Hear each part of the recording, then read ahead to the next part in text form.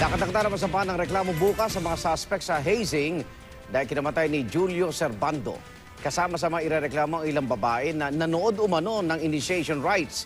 Kasabay nito, naglabas na ng lookout bulletin order ang Justice Department laban po sa mga suspect. Saksi si John Consulta. 10 araw matapos ang hazing na kinamatay ni Julio Servando, nakalabas pa ng bansa ang suspect na si John Navoa nitong Martes. Wala namang kasing na-isyong hold departure order laban sa kanya.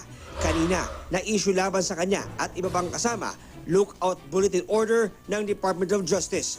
Ibig sabihin, kung lalabas ng bansa, kailangang magpaalam sa DOJ ni Navoa. Wala itong bisa ng hold departure order na utos mismo ng korte para pigilan sila mag-abroad.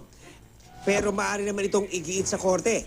Oras na masampahan sila bukas ng NBI ng paglabag sa anti-hazing law.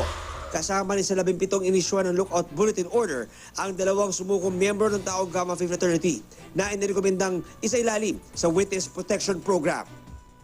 May ilang babae rin sa mga kakasuhan. Sabi ng ikalawang suspect na sumuko sa NBI, kasama silang nanood sa initiation rites sa frat house sa Barangay Palanan, Makati. Ang bahala niyang piskal ang mag-determine kung pwede siyang state witness. At hindi maintain the role suspect. Nang humarap naman kanina sa NBI ang unang lumutang na suspect na si Jemar Pajarito alias Jomar, nilinaw niya ang unang pahayag na umalis siya bago magsimula ang hazing rites ng mga brads sa frat.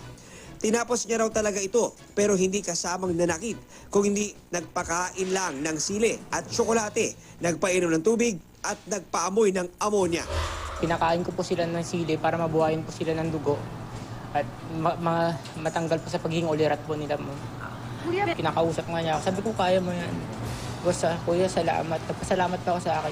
Natakot lang daw siya kaya nag-alangang magsabi ng totoo. Nakaharap din ni Jomar ang ama ni Servando. Napanood ko nga po sa TV. Unang naturo sa anak ka sa shooting time eh. Si Mr. Servando nasa likod ko. Ano gusto sabihin sa kanya? Humingi po ako ng tawad kay Mr. Servando po. Bakit? Kasi hindi ko po akalain na ganun po mangyayari.